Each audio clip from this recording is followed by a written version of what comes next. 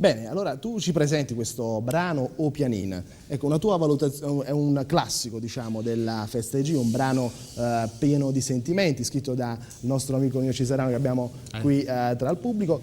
Una tua... Ecco, l'hanno sentita, cantata come si fa durante la festa, insomma.